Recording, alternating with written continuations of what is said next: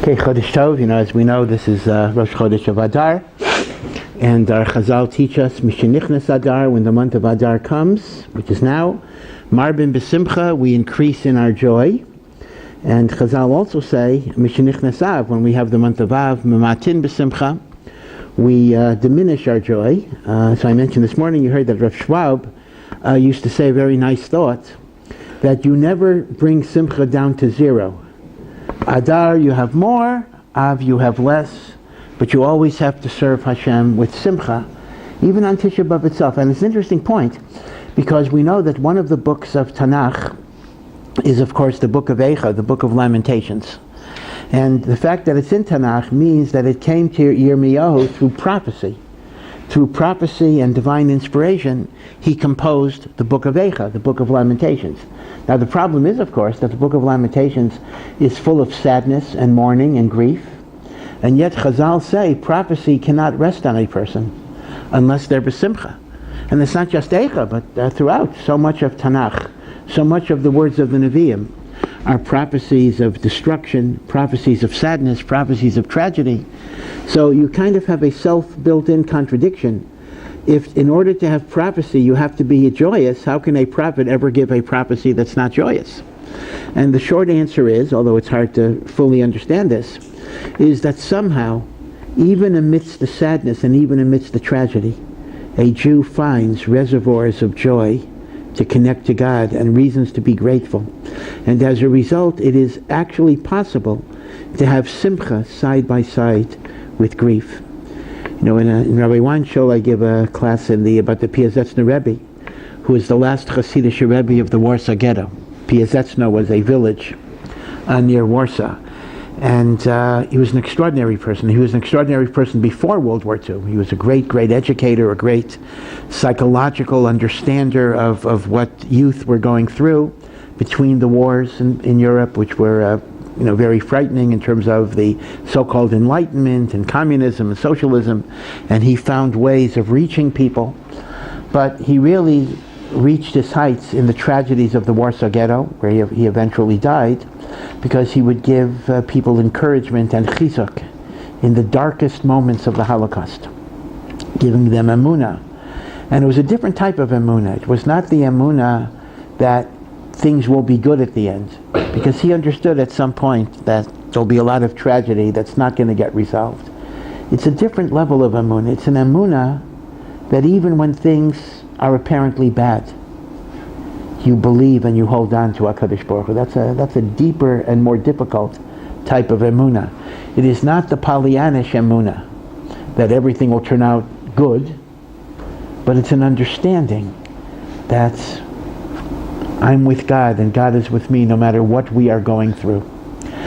So I think of this because among the little stories that we have is that after the insurrection, after the uprising in the Warsaw Ghetto, so most of the ghetto was destroyed, but there were some Jews who were allowed to continue working in Nazi factories. So the Piazetzner Rebbe was actually a person who was allowed to work. I mean, he was killed a few months later, but he actually survived the Warsaw Ghetto uprising. And the story goes that on Purim, this is in 1943, in Purim of 1943, after the ghetto uprising, he managed to smuggle in an orange, which was more than a diamond, to be able to give shalach manas, to give chizuk to a person that needed the chizuk. So the point is that the truly righteous person can see simcha even in the most tragic circumstances. The orange, the color, even amidst the gloom and the darkness. And that is how a prophet could have simcha even in Churban. But that's really Av, right? Adar, Fakert, Adar is Kulo Simcha. But it's interesting that Rosh Chodesh Adar has another significance. And we really read about it last week, but I'm going to talk about it today because it is Rosh Chodesh Adar. The Mishnah says, Bi'achad bi'adar mashmi'in al hashkalim. Rosh Chodesh Adar, we make an announcement that people have to give their half shekel contribution. What is that referring to? The Beis HaMikdash had a fiscal year, an accounting year. And the fiscal year of the Beis HaMikdash began Rosh Chodesh Nisan. Every year, Nisan was a new fiscal year for the Beis HaMikdash, not Rosh Hashanah, not Tishrei. And what do I mean by a new fiscal year? The halacha is that all the korbanos of the community, I don't mean individual offerings, but the korban tamid and the holiday offerings, have to be financed by donations taken from Klal Yisrael, which are the famous half shekel contributions. But the halacha is you can't use last year's money for this year's korbanos. It's similar to government budgeting, that whatever was not spent, cannot be carried over to the new year. So as a result, every year there needed to be a new collection of shekels in order to finance the acquisition of the korbanot, the animals, and the incense and the oil for the menorah that would be needed for the coming year. That means that although people sent in their contributions throughout the year in dribs and drabs, there needed to be some money in the temple treasury, Rosh Chodesh Nisan, because they had to buy korbanos with that money from that date. So to ensure that there would be some significant money in the temple treasury, by the beginning of the fiscal year, Rosh Chodesh Nisan, they began to announce the collection of the money Rosh Chodesh Adar, 1 month before, so that money would get in. Like as I say, that doesn't mean everybody gave their money that month. A lot of people were latecomers, just like with the IRS or the Israeli tax authority. Well, with the Israeli tax authority, people simply don't pay, but they should pay though. Okay, but whatever it is, a lot of people pay taxes late, but there had to be some money, so they announced in Adar, so there would be some money by Rosh Chodesh Nisan. And this is the meaning of the Mishnah's phrase, Bi'achad bi'adar mashmiyan al ashkalim, and that is why the Shabbos before Rosh Chodesh Adar, which was last Shabbos, we read as the maftir, the extra Torah reading, about the mitzvah of giving half a shekel. Let me hasten to add that the silver weight of a half a shekel is much, much more. It's nothing to do with the half shekel today. Basically, if you compute the weight and you turn it into present value, a half shekel would be equivalent to a $30 to $40 contribution, or around 120 shekel or whatever the conversion rate would be. So you're talking about a relatively significant, although not exorbitant, contribution that people had to make to the service of the Beis HaMikdash. Now, there's a statement in Maseches Megillah. There is a statement of Resh Lakish, Rabbi Shimon ben Lakish. That's a very, very interesting statement. He says, why did the Torah say, actually the Torah didn't say it directly, but Chazal said you start giving the half shekels Rosh Chodesh Adar, because Galui v'yadua, it was known to the Almighty, Lifnei Misha Amar V'haya Olam, that Haman would try to buy the right to kill the Jews with many, many shkalim. Right? He gave Achashverosh Aseres Alafim Kikar Kesef. Aseres Alafim.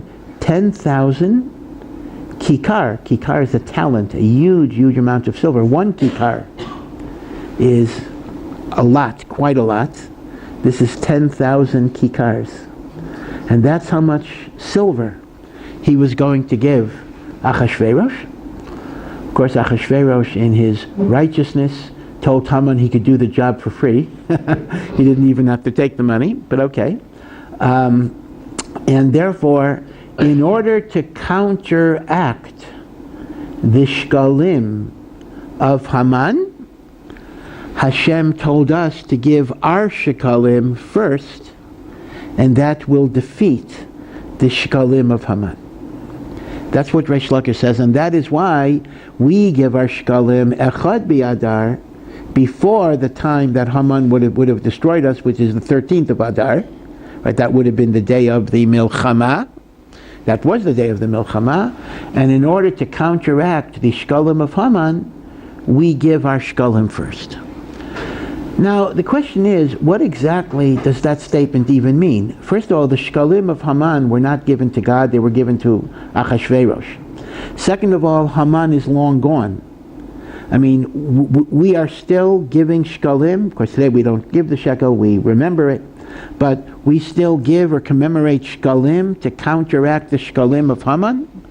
What power do the shkalim of Haman have today, or even in the time of the temple, even the time of the Beis HaMikdash, that we have to counteract the shkalim of Haman by our giving shkalim? What exactly is the connection? So let's go back. So I'm going to talk about Megillas Esther a little bit tonight in anticipation of Purim, although we'll talk about other aspects later. And that is, if you remember, Haman has to make a case to Achashverosh to essentially commit genocide, wipe out a nation. And he doesn't say who the nation is even, which is kind of crazy. This is an example of how idiotic Achashverosh is, really, because Achashverosh is agreeing to the eradication of a nation, which happens to be the nation of his queen. But even besides that, Haman doesn't even say what nation he's talking about. He doesn't say it's the Jewish people or whatever it is. So Achashverosh just gives him a blank check. Okay, do what you want. But Haman does have to make a case. Haman has to be a devil's advocate. And Haman says the following: Yeshno am echad. There is a nation, mefozar u'meforad bein ha'amim, who is scattered and separated among all the nations, meaning they're not concentrated in one place. Dasehem shonot mikol am. Their laws and their practices, they don't mix well. Right? These Jews just don't mix very well. They remain separate. V'estase hamelach ein amosim. But the laws of the king, they do not obey. V'lamelech ein shover lahanicham. It is not worth the melech's energy to even keep them alive. Let's just get rid of them. Now, simple meaning is, Haman, the man, is speaking to Achashverosh, the man, and is utilizing traditional anti-Semitic tropes, basically saying, Chazal say Jews are lazy, that Haman was making the argument. Every time he asks a Jew to do something, he says it's Pesach today, it's Shabbos today, it's Sukkot today. They have new holidays like Shemini Atzeres that come out of nowhere, etc. I remember when I had my very first job, I was a law student, and I worked in a law firm during the summer between my first and second year of law school. So I told my boss, my Roman Catholic supervisor, that I had to take Shavuos off. See, in Eretz Yisrael, these things are so far from the things we have to deal with, Baruch Hashem. But in Chutz La'aretz, every Yom Tov you got to get an exemption, you got to get Rishus. So around a half an hour later, my supervisor, a very nice man, came back to me and he asked me, could I supply verification that this is a Jewish holiday? Because he talked to every Jewish lawyer in the office, and none of them had ever heard of Shavuos. They had heard of, Passover, people keep, Rosh Hashanah, Yom Kippur, even Sukkot, at least they're aware of. Shavuos, literally, they didn't know, they never heard of, they didn't know what it was. And he asked me to give him verification. But whatever it is, certainly, when I was in academia and we had September, the semester begins in September. So Rosh Hashanah, Yom Kippur, Sukkot, Shmini Atzeres, Simchas Torah, like the number of cancellations goes on and on and on. So Haman took advantage. Haman said to Achashverosh, you can never get these Jews to do anything. There's always some holiday going on. And then they don't obey the laws of the king, so he mentioned an example, Chazal mentioned an example, that if a fly would fall into their wine, they might, not that they would necessarily, but they might pull out the fly and drink the wine, which is permitted. But if your majesty touches their wine, they have to pour it out. You're worse than an insect. Right, so the pashtus is, Haman is making accusations against the Jewish people to show Achashverosh that the Jewish people are parasitic and non-productive. But there's a passage of the Zohar that's a very, very powerful passage. The Zohar notes a well-known observation that the name of Hashem does not appear in the Book of Esther at all. Does not appear. Although in the Septuagint version it does appear. in the Megillat Esther translated into Greek, but that Bedafka was an addition. In other words, that's a rare example of the Septuagint adding something in the nature of greater religiosity, greater frumkeit, putting in the name of Hashem. In the Masoretic text, in the biblical text itself, the name of Hashem is not mentioned, because God is concealed in the Book of Esther. There are no miracles, there are no supernatural things. God is acting through the veil of the everyday, which is even a higher level of divine providence, because it's not through dramatic changes in the laws of nature. It's Hashem using nature and politics and processes to further his aim. This is a well-known idea, that the word Esther itself comes from Hester, concealment. Purim is about seeing the divine in the hiddenness. That's why it's very relevant to Galut in particular. But here's what the Zohar says. Even though Hashem's name is not mentioned, whenever it says Hamelech, it is an allusion to Melech Malchei Hamlachim, the King of all kings, HaKadosh Baruch Hu. Now, because of another rule that we have, Ein Mikra Yotzim B'dei Pshuto, a verse is never taken out of its simple context. The Zohar does not mean that it doesn't also mean Achashverosh. The simple pshat is it means Achashverosh, but it also refers to HaKadosh Baruch Hu. So, for example, in the famous verse, which is the turnaround of the Megillah, that night, the king could not sleep. So simple meaning is Achashverosh couldn't sleep. Allegorical meaning is Hine lo yanum v'lo yishan shomer Yisrael. Behold, the guardian of Israel does not slumber or sleep. Double meaning. We'll call it higher meaning, lower meaning. So, here is the thing. When we read, Haman says to the Melech, there are two ways you have to interpret the conversation. One is human Haman says to human Achashverosh, but it also refers to a heavenly discussion. The spiritual force of Haman, that is Amalek, is mekatreg, is prosecuting in Shamayim to Hashem, saying the Jews are not deserving of redemption. So let's take the first thing that Haman says.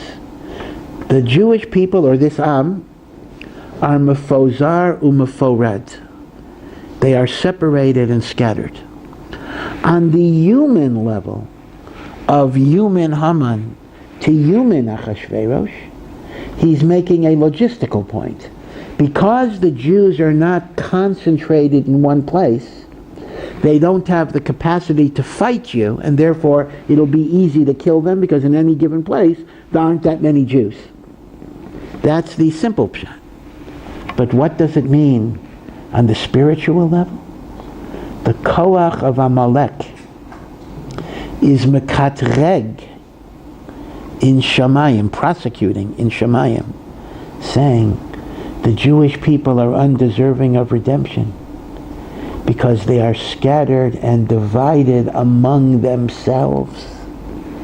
They have the taint of sinat chinam, lack of caring for each other, and therefore they are not deserving of your divine providence.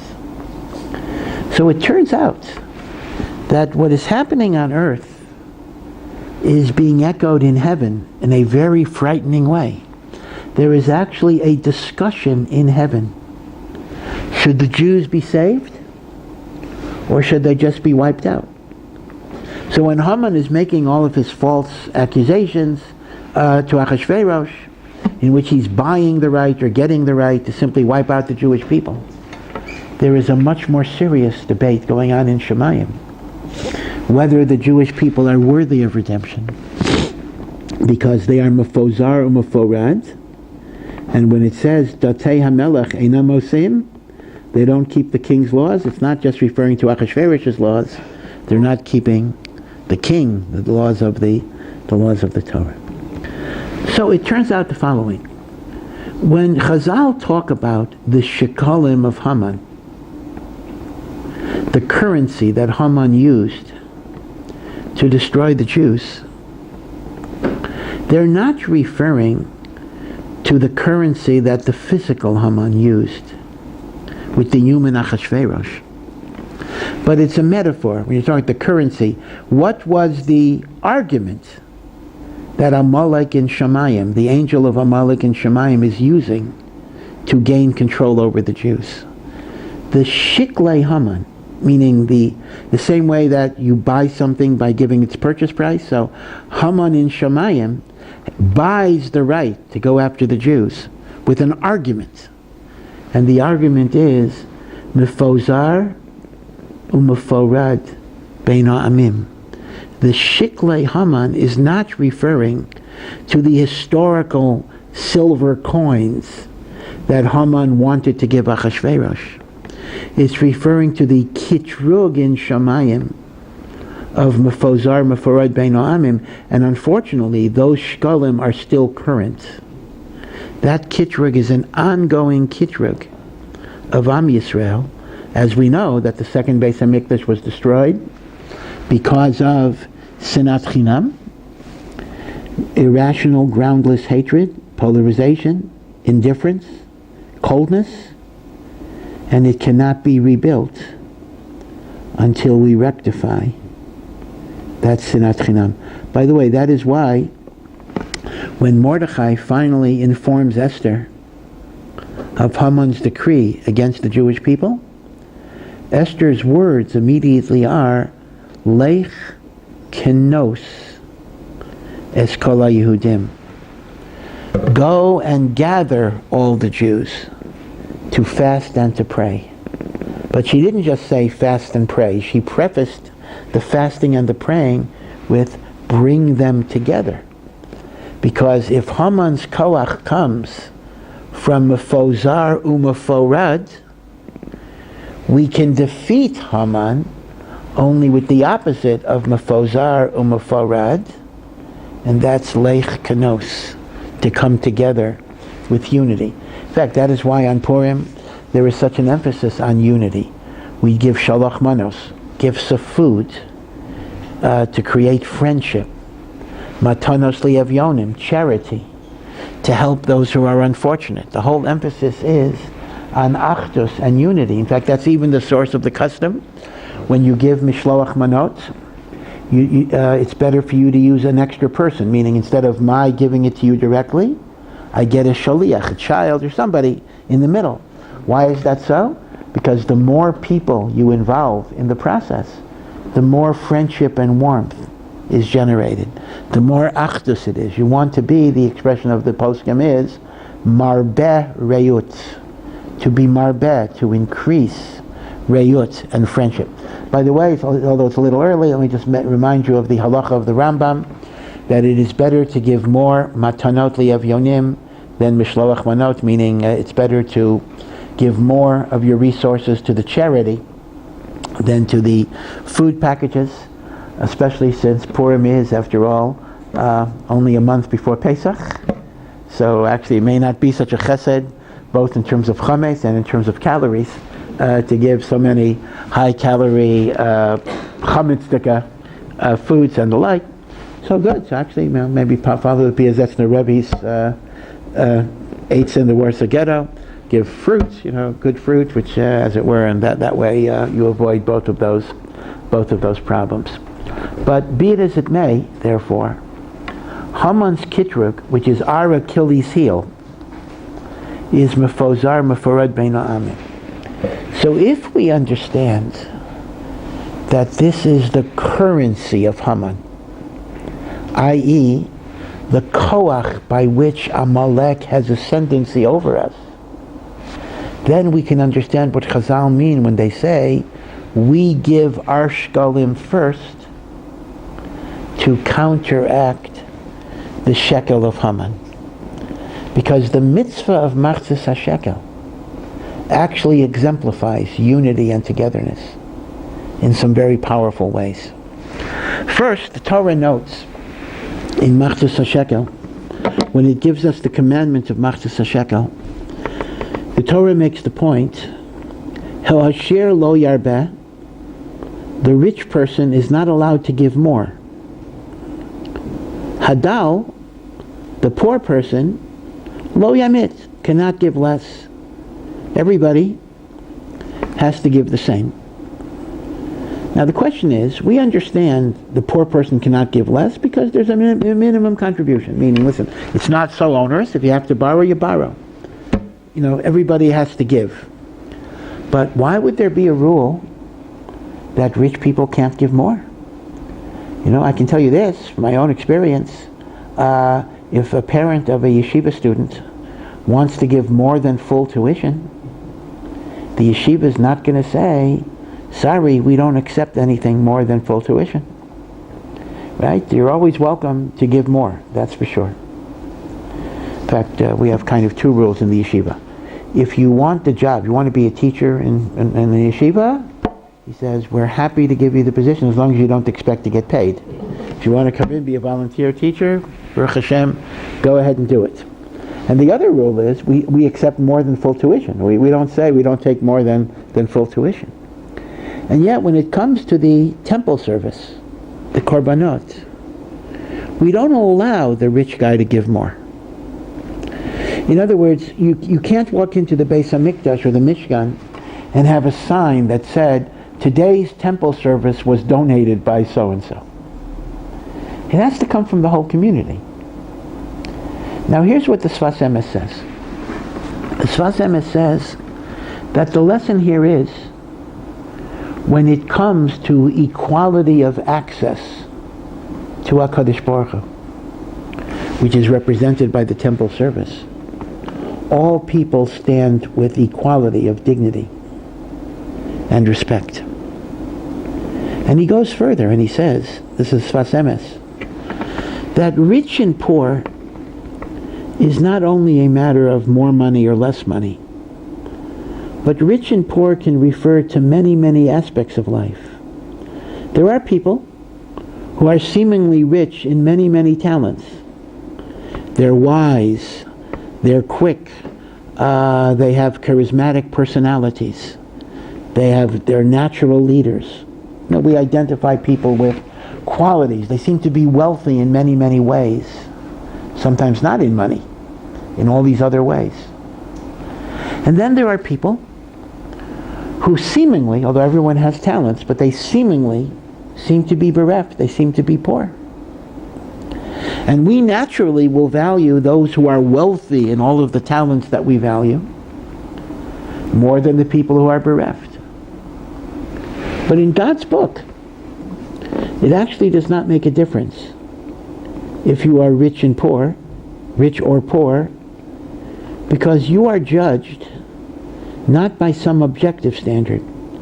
You are judged by how much of your abilities, whatever they are, you have given for God's service in good and noble ways.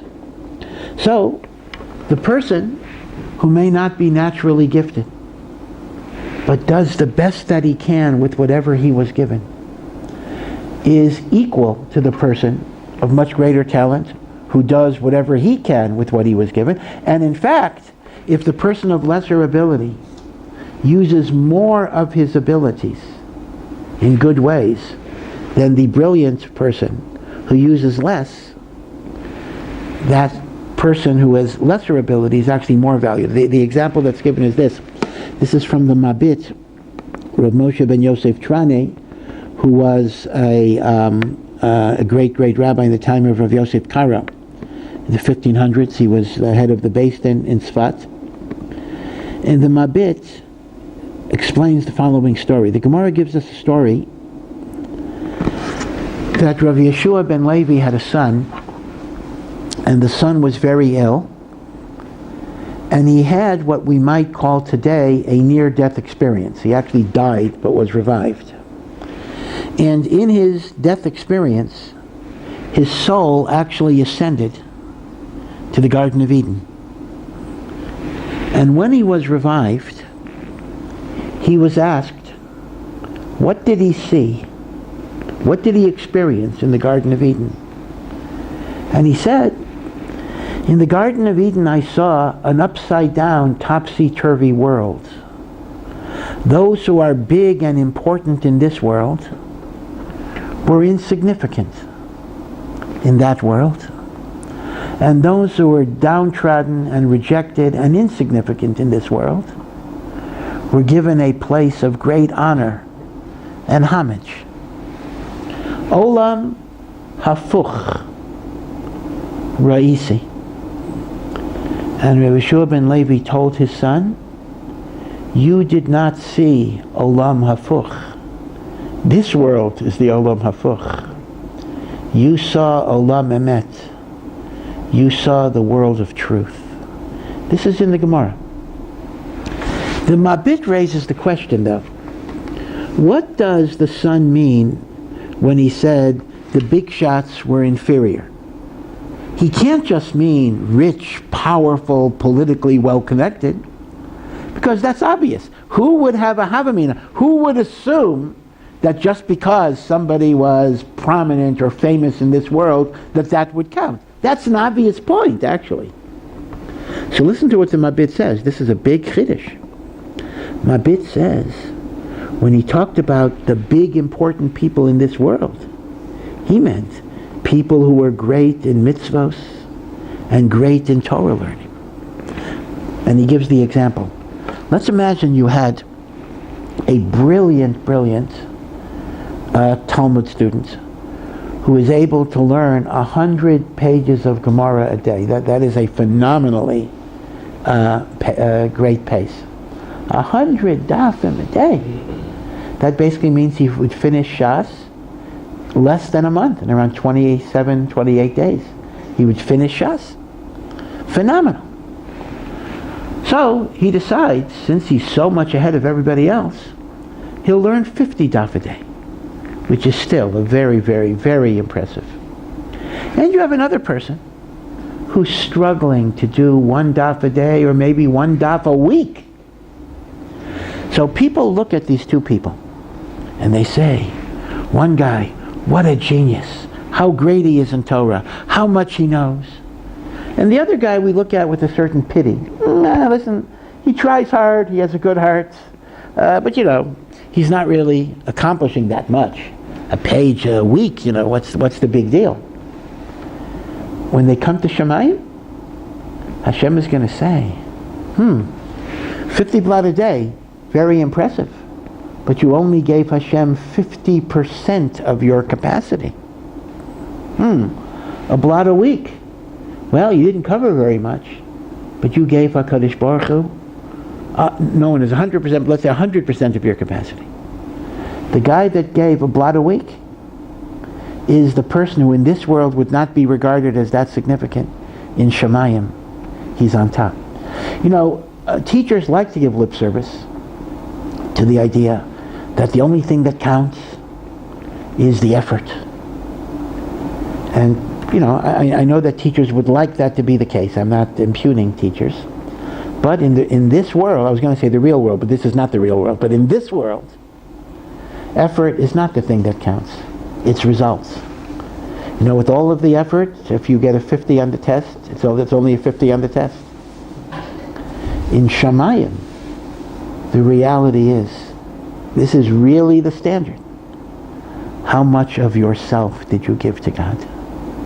And therefore the lesson, the rich person gives the same as the poor person, is a reminder that in whatever way you are rich and whatever way you're poor, Hashem gives you all equal opportunity to connect to Him by giving to Hashem whatever it is that you have. That's the lesson of Machzis HaShekel, that rich and poor stands in potential equality in the presence of the Almighty, because Hashem judges us by the effort we put forth. Rabbi Chanan Wasserman, again a great gadol who was a Talmud of the Chafetz Chaim, and Rabbi Chanan Wasserman died in the Holocaust, died in the Kovna ghetto. In fact, it's very, very moving that he actually was in the United States in 1939. I think it was after Hitler invaded Poland. He was in the United States. And it was already known what Hitler might be doing to the Jews of Europe. And he was given the opportunity to remain in the United States. He was offered a job, offered a position at Yeshiva University, Yeshiva Rabbeinu Yitzchak, and he could have stayed. And he went back. He said he would not abandon his students. He went back to Europe knowing he was going to an almost certain death, as indeed was the case. And there's a picture of him on the boat back to Poland.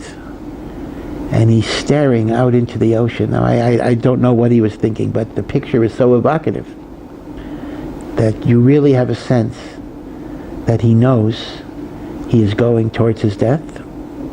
And in fact, we do have, there were very few survivors of the Kovna ghetto in Lithuania, but one of them did testify what Rabbi Chanan's final words were. As they were being led to their death, Rabbi Chanan said, Hashem has chosen us to be an atonement for the Jewish people. And therefore we have to purify our thoughts and our minds and our hearts so we will be worthy of being a kapara for Am Yisrael. So this is Rabbi Chanan Wasserman. But Rabbi Chanan Wasserman offers a very interesting interpretation of a passage in the Rambam. The Rambam writes, when the Rambam discusses free will, the Rambam says, every person can be as righteous as Moshe Rabbeinu, or as evil as Yeravam, who was the first king of the 10 tribes. God does not predestine you to be righteous or not righteous. It's all up to you. This is called Bechira, and the Rambam makes the point that Bechira is logically necessary, because otherwise there could not be accountability for sin, nor should there be reward for goodness, because if you didn't choose, it's not virtuous.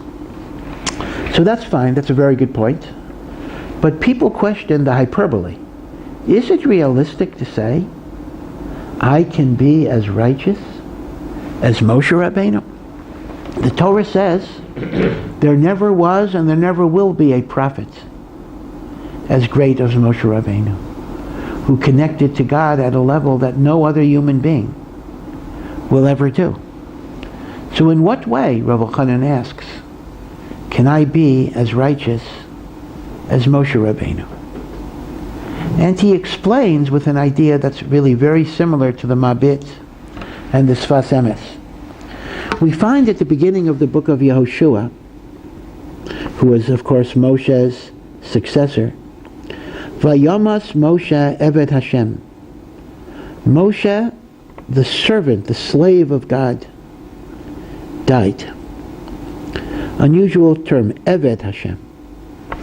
Radak, Rav David Kimchi, one of the great biblical commentators, says, why is Moshe called Eved Hashem? Because what is the halachic status of an Eved? Ma shekona Eved kana rabba. What does that mean? Whatever a slave acquires belongs to his master. If a slave finds cash, finds diamonds, now the slave could hide it, how are you going to know? But according to halacha, what a slave finds belongs to the master.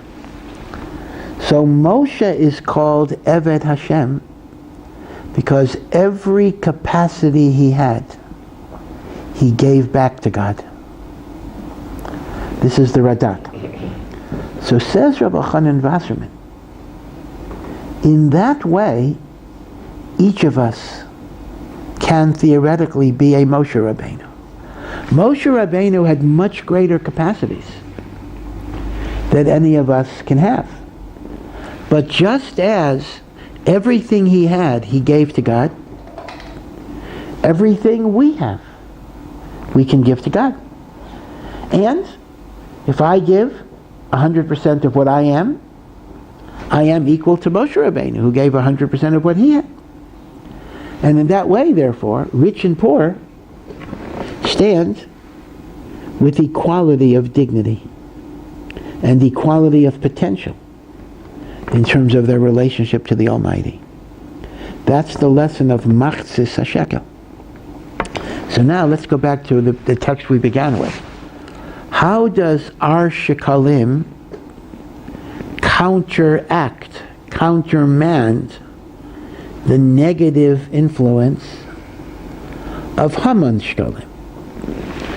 So, if we define Haman shekalim as the heavenly Haman buying the right to kill the Jewish people with the argument of mafozar maforad, right? Sinas chinam, polarization, animosity. The half shekel counteracts that, because by emphasizing the dignity and importance of every Jew, the potential of every person to have that same connection with the Ribono Shel Olam based on their potential. So that does two things. It eliminates the idea of jealousy and rivalry, because I no longer look at a person who's richer than me, smarter than me. I no longer look at him in a jealous way, because I recognize that whatever I am is also precious. And therefore I have no reason to feel inferior, and I have no reason to feel resentful, and I have no reason to be jealous. And on the other side of the equation, the guy with all of the abilities has no reason to feel superior, because he realizes we are all equal in our ability to connect to Hashem. So in a sense, the Machzis HaShekel is an antidote to the Sinat Chinam by eliminating jealousy and feelings of superiority on either side of the balance scale. There's another way this is true as well. So this is emphasizing the equality idea. Everybody gives the same. But there's a second aspect of Machzis HaShekel that accomplishes the same thing, and that is the idea that the Machzis HaShekel is expressed as half a shekel. Now, why not a whole shekel? Now, granted, a half shekel is a coin. It's not you're not taking a shekel and cutting it in half like a pill cutter. But still, why is it expressed in terms of half rather than whole? The answer is because when I give a half shekel, it does not become whole until it is connected. Right? Two halves make a whole. But a half itself is a sign of something incomplete, something defective, something chasar. And it reminds me that I need other people. And it also reminds me that I am needed by other people. See, it's a lesson that moves in both directions. It reminds me how much I depend on others, and it reminds me how much others depend on me. It gives me a sense of my importance, my worth, my value, but also how important it is for me to connect to others. We've talked about this quite a lot because it pops up a lot. It popped up in Yetziat Mitzrayim, Matan Torah, and now in Machzis HaShekel. So if you're thinking, I heard this before, you have. But in all of the different contexts that it emerges, because it is such an important idea. The idea that if we're not connected to each other, we are missing something of ourselves. But it's not just I need others. They need me. They need me. You know, sometimes when they have these space missions, so unfortunately there was some tragic, you may remember when they used to do space missions, the Challenger, it burnt up, things crash. And sometimes you'll find that these tragic accidents occur because there's a little screw or a little piece of plastic that's in the wrong place. Now that thing might cost 30 cents. Although in government contracting it was probably $300, but at least, but it's the same thing you can get in a hardware store, for 30 cents. And you might say, what importance does this little piece have? The answer is, without that little piece, everything falls apart. And very, very often, as insignificant as we might think we are all essential for God's plan. I think I may have told you the story before, forgive me if I repeat it, but the story of Toscanini. Very, very beautiful story. Arturo Toscanini was a musical conductor. He was a musical prodigy. He really was a musical genius in many, many ways. And there was a reporter, I think in the 1950s, to interview Toscanini. And Toscanini said to him, I don't have time for interviews. I'm not feeling well. My orchestra is having a concert tonight. I'm not even able to attend. I have to listen to it on a radio, and I have to concentrate, and I cannot be interrupted for 2.5 hours. So the reporter told him, I promise I will not say a word. I just want to observe you at work. So he comes to Toscanini's apartment in Manhattan, and Toscanini is sitting in front of those old-fashioned radios, those big, big radios, and the sound quality was not very good, but he's closing his eyes with intense concentration, and he's listening to a concert that goes for 2.5 hours. And his eyes are closed the whole time, and at the end of the concert he opens up his eyes, and he shakes his head, and he says, how come there's only 15 violins tonight? There's supposed to be 16. So the reporter couldn't believe it. How can you tell on the radio if there's a 15 instead of 16? He said this must be a made-up story. So he goes to the concert hall, and he talks to the first violinist who's in charge of the string section. And he says to him after the concert, tell me, how many violins were there tonight? So the guy said, well, normally, I don't remember if my number's right, normally there are 16, but right before the concert, one of them called up and said he wasn't feeling well. So I figured we'll only have 15, who's going to know the difference? So the reporter said, well, somebody did know the difference, a pretty important guy. So he goes back to Toscanini and he says, this is a miracle. Probably most people in the audience couldn't tell the difference unless they counted the violins. And you're able to tell the difference at a distance, listening to a radio where the sound quality isn't even that good? And Toscanini said, listen, I know that most people don't care and most people don't notice, and to an average person they can't tell the difference. But when you're the conductor and you run the show, you know that every single musician makes a difference. There is something that is diminished when someone is missing. So the mashal is, Hashem is kind of the conductor of the symphony of the universe. And all of us have parts in that symphony. And some of us might feel we have bit parts. Our parts are not necessarily known by others. They're not going to be fully appreciated by others. They're not always going to be appreciated by us. And we might quite logically think that if we don't fully do our part, it's not going to make a difference in the grand plan of things. But you need to know the conductor is aware. And to the conductor, the performance is thrown off if we're not all doing our parts. Hashem's plan in the world is not carried out in the most beautiful, perfect way, because each of us have a mission. Each of us have a purpose. Again, the purpose doesn't have to be public. It doesn't have to be famous. Sometimes the purpose can simply be the creation of a marriage and a family. And sometimes it might even be the loving kindness and goodness that even a single person who's not, a person who never gets married, never has children, but living a life of virtue and goodness and patience and kindness is adding a beauty to Hashem's world. There are many different types of missions that people have. A mission doesn't have to be something that will be reported in the New York Times or the Jerusalem Post. A mission can be a very, very private thing. But to Hashem, it makes the difference. The world is diminished if we're not doing what we can do to add holiness and virtue to the world.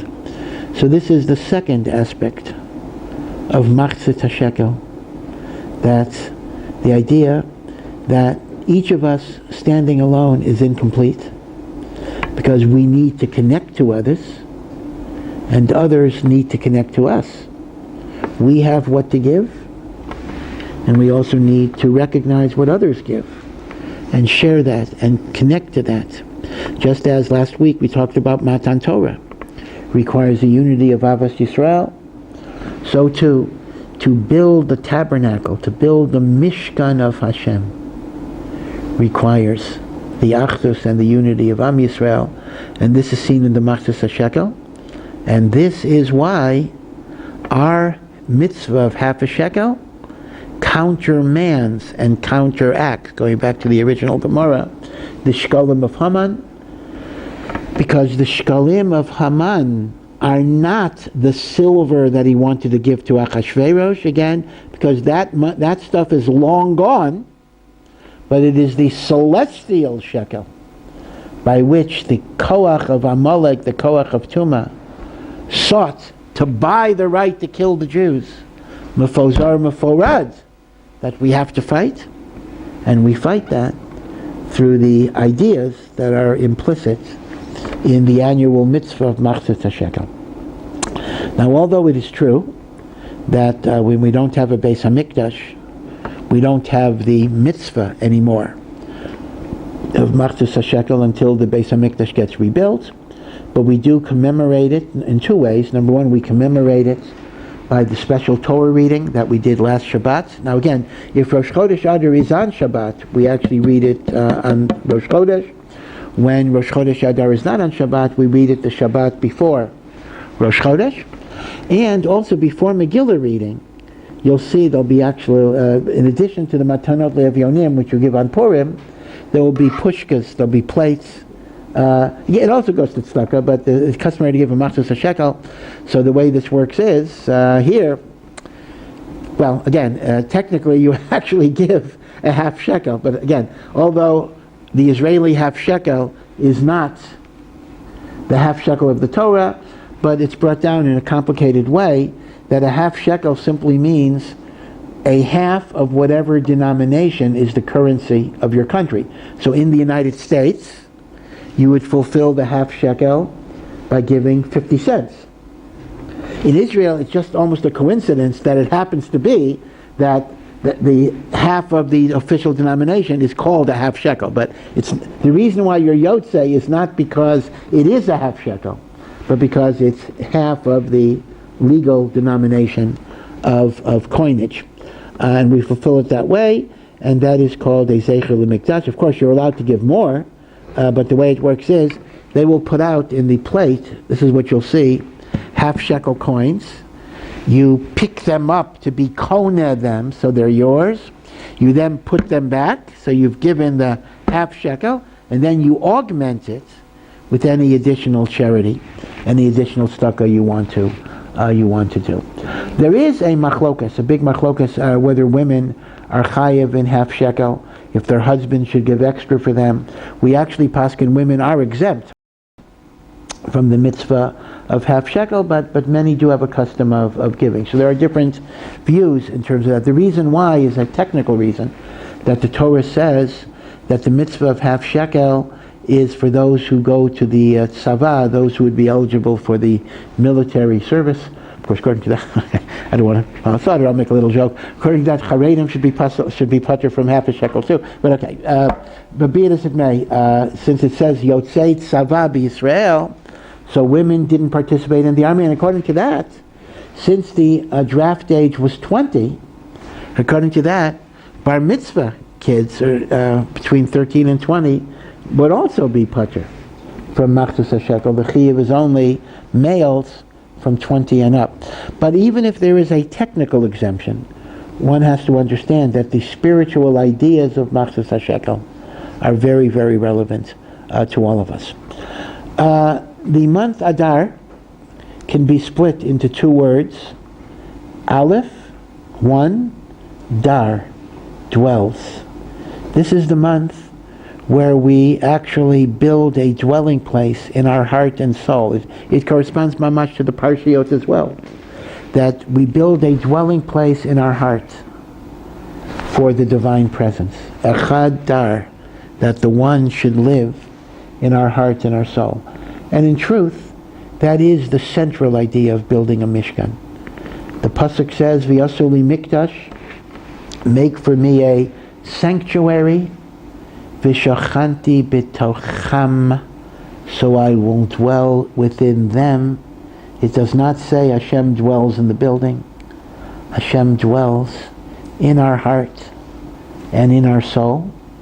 And the month of Adar is specially suitable to create that type of dwelling. But as I say, just as the physical Mishkan and Mikdash needed the Machzas HaShekel, so too to build the Mishkan for God in our hearts, we have to have the lessons of Machzas HaShekel, to see the dignity and value of others and ourselves, and to try to counteract and countermand the Sinat Chinam that banishes the divine presence, both from the earthly temple and from our own neshamot. So I wish everyone a Chodesh Tov and have very, very happy month of Adar.